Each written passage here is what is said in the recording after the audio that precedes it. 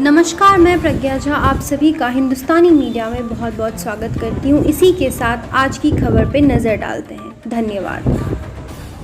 मधुबनी जिले के बासोपट्टी प्रखंड स्थित वित्त रहित कॉलेजों की मनमानी 7वें आसमान पर चढ़ गई है, क्योंकि इसमें पढ़ने वाले छात्रों से सरकारी फीस से भी ज़्यादा रुपए लिए जा रहे हैं। जी हाँ, उसमें से एक कॉलेज है कल्याणेश्वर महाविद्यालय, जहाँ की प्रशासन अपनी मर्जी से छात्रों से पैसा ले रही है, जबकि छात्र कोरोना की वजह से आर्थिक तंगी में हैं। ऐसे में कॉलेज के सभी छात्र काफ़ी परेशान हैं। इसको लेकर छात्र का क्या कहना है, ये ज़रा आप भी सुनिए। आप लोगों के साथ क्या समस्याएं हो रही है इस कॉलेज में? हम यहाँ पे एसएलसी लेने के लिए आए थे और यहाँ पे पता चला कि 500 रुपया लेता है और घर से 100 रुपया लेके आए थे और बहुत दूर से आए। उनके फ़ोन करके पूछे तो बोले एक ही दिन में दे देंगे और यहाँ पे 2-4 दिन के बाद देंगे और 500 रुपया लेंगे। तो अभी आपको सीएलसी मिला कि नहीं मिला? नहीं मिला है, बोले 500 रुपया लेके आओ उसके बाद देंगे। तो आप अभी बिना सीएलसी के वापस जा रही हो? एसएलसी के वापस जा रहे हैं घर। फिर आपको आना होगा वापस? हाँ, अब सोमवार को आएंगे वापस।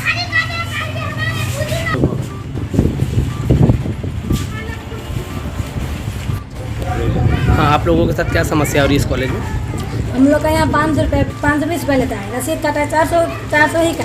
जी। और दूसरा कॉलेज में लेता है 300 रुपया, मधुबनी कॉलेज में लेता है 50 रुपया। यहाँ पे सबसे ज़्यादा पैसा लेता है। और दूसरा मतलब एडमिशन भी हुआ तो वहाँ पर यहाँ पे लिया है 2000 रुपया। अब बोल रहा है 1800 रुपया लिए हैं, तो हम लोग का लिया था 1800। ये किस चीज़ का जो 500 रुपये लिया जा रहा है, किस चीज़ के लिए लिया जा रहा है? LLC के लिए, CLC के लिए, सीएलसी के लिए। जी। सीएलसी एसएलसी दोनों होता है, सीएलसी बोले हुए हैं। CLC बोले। तो इसमें आप लोगों से ज़्यादा पैसा लिया जा रहा है, इसलिए तो मतलब और दूसरे कॉलेज में कम चार्ज लिए जा रहे हैं? जी, दूसरा कॉलेज में कम चार्ज। अभी आपको तो रसीद दिए होंगे? हाँ जी सर।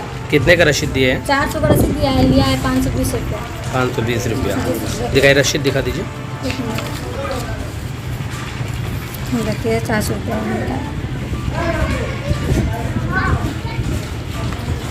आप लोग सब यहीं के रेगुलर स्टूडेंट हैं? जी। आपका नाम क्या हुआ? ज्योति कुमारी। कहाँ से हैं आप? होराई से। इतना दूर से आते हैं, बस का भाड़ा लगता है 80 रुपया, मतलब आने जाने का। और कल बोले तो उस दिन फ़ोन किए सर को तो बोले थे 1 दिन में काम हो जाएगा। अभी बोल रहा है इतना ही 2 दिन लगेगा, तो मतलब बस का भाड़ा को मतलब दिक्कत हो जाएगा। इतना तो नहीं, सबके पास पैसा लगता है सबके पास। ये मतलब ये जो सीएलसी जो मिलता है आप लोगों को, जो इंटर पास करने के बाद मिलता है दूसरे कॉलेज में एडमिशन करवाने के लिए? जी। उधर जब कॉलेज के प्राचार्य से पूछा गया तो उन्होंने बताया कि हमें सरकार की तरफ से कोई भी सहायता प्राप्त नहीं है, इसलिए छात्रों से ही अधिक रकम लिया जाएगा। सर, हम लोग आए हुए हैं, हम लोग को पता चला है कि ये जो गिरजा कॉलेज महाविद्यालय जो है, यहाँ पे सर विद्यार्थियों से ज़्यादा पैसा लिया जाता है। कुछ विद्यार्थी कंप्लेन आया था और ये भी पता चला है कि सर ये जो संस्था है वित्त रहित संस्था है। तो इसके बारे में सर हम लोग को थोड़ा कुछ जानकारी देते हैं आप। देखिए, सबसे बड़ी बात है कि आपको जो पता लगा है कि ज़्यादा पैसा लिया जाता है, तो डेवलपमेंट के नाम पर एक मीटिंग करने के बाद एक निर्धारित शुल्क आंतरिक स्रोत से उगाही करने की, उगाही से मतलब हो गया कि आंतरिक स्रोत से उसको फी के कलेक्शन के रूप में डेवलपमेंट करके लिया जाता है। ऐसा अगर नहीं किया जाएगा तो यहाँ आने वालों के साथ जो हो रहा है वो वर्षों से लोग आ रहे हैं और बिना दरमाहा के यहाँ पर काम कर रहे हैं, कोई दरमाहा नहीं।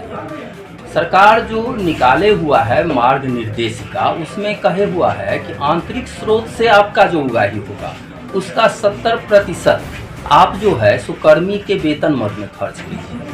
तो उसके हिसाब से हम लोग जो डेवलपमेंट के रूप में जो भी चार्ज लेते हैं उसका 70% जब हम लोग खर्च करते हैं तो 2000 से लेकर के 6000 तक का पेमेंट हम लोग टीचर को कर पाते हैं प्रति मंथ। इससे आप समझ सकते हैं जो दूर दराज से भी बहुत सारे लोग आते हैं, बहुत तो जैसे खुद हम 30 किलोमीटर दूर से आते हैं, तो आप समझ सकते हैं कि ऐसे में 1000 रुपया या 2000 रुपया अगर किसी को पेमेंट मिल रहा है, 6000 रुपया किसी को पेमेंट मासिक के रूप में मिल रहा है, तो कैसे काम होगा? तो आंतरिक स्रोत के कारण जो आपको लग रहा है कि ज़्यादा पैसा है, तो ऐसा कुछ ज़्यादा पैसा नहीं है। इसमें सर जैसे सरकार की तरफ से आप लोगों को जो बिहार गवर्नमेंट जो है, जो सुशासन बाबू की सरकार है, वो जो कहती है कि हम शिक्षा व्यवस्था बहुत बेहतर कर रहे हैं, तो उनके तरफ से आप लोगों को किसी भी तरह की कोई राशि आवंटित नहीं की जा रही है? उनके तरफ से राशि आवंटन के लिए 2008 में जो नियम बना था उस पर अमल भी हो रहा है, लेकिन अमल होने में वही है कुंभकर्णी नींद के साथ वो अमल होता है।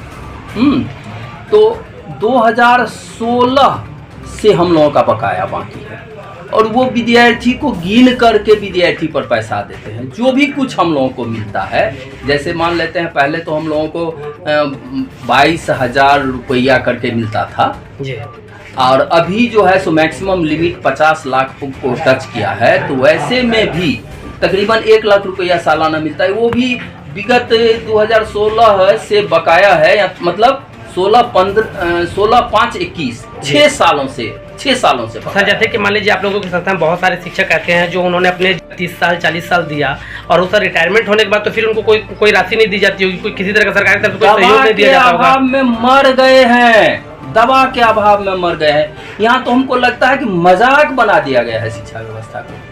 हम लोगों को कहते हुए भी शर्म आती है कि हम लोग क्या कर रहे हैं, लेकिन फिर भी अपने कंधे पर शिक्षा का भार लिए हुए हैं, फिर भी अपने कंधे पर शिक्षा का भार लेकर के समाज के लोगों को उत्प्रेरित करते हुए। हाँ, ये यदि लगता है कि कुछ पैसे उनसे लिए जा रहे हैं, उनसे अगर कुछ पैसे लिए जा रहे हैं तो वो हम लोग अपने लिए ये समझें कि हम लोग भिक्षाटन कर रहे हैं कि क्या करें।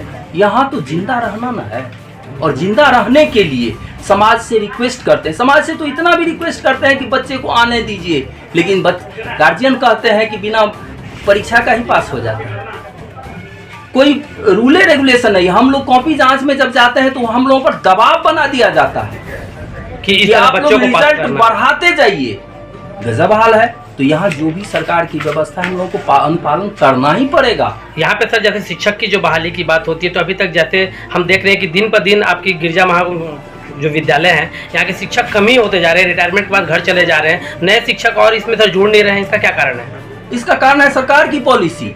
एक तो कॉलेज के लिए हम लोग बार बार पूछे कि इसके लिए रिटायरमेंट एज क्या है, तो शुरू में 62 बताया गया, अभी 60 बताया गया, नए अपॉइंटमेंट हो रहा है, सारे शिक्षक रिटायर कर रहे हैं। और सरकार के द्वारा जो काम होता है, जैसे चुनाव का काम हो गया, मतगणना का काम हो गया, उसमें सारे चीज में आप लोग सरकार का सहयोग करते हैं? सारे चीज में हम लोगों का सहयोग लेना होता है। FIR कर दिया जाता है अगर कॉपी जांच के लिए नहीं जाते हैं, इलेक्शन में नहीं जाते, हम लोग मरेंगे तो उसका कोई गारंटी नहीं है कि सरकार क्या देगा, कुछ नहीं है। मतलब सरकार कहती है कि नहीं आपको आना ही होगा। मतलब कि जब आप लोग पूर्ण रूप से अपने जॉब से रिटायरमेंट हो जाएंगे, निष्कासित हो जाएंगे, जब इसे छोड़ दिया जाएगा तो फिर इस संस्था को देखने वाला कोई नहीं होगा। खत्म हो रहा है, 24 में खत्म हो रहा है। 24 में इसमें एक भी टीचर नहीं रहेंगे।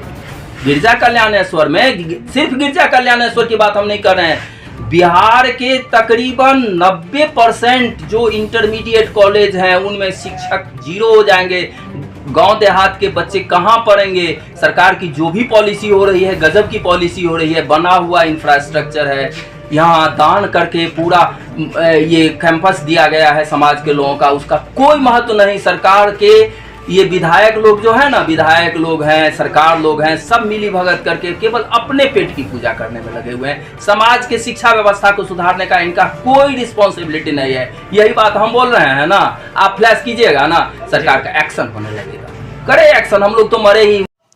छोटी बड़ी हर खबर के लिए सब्सक्राइब करें हमारे चैनल हिंदुस्तानी मीडिया को और बेल आइकन दबाना ना भूलें।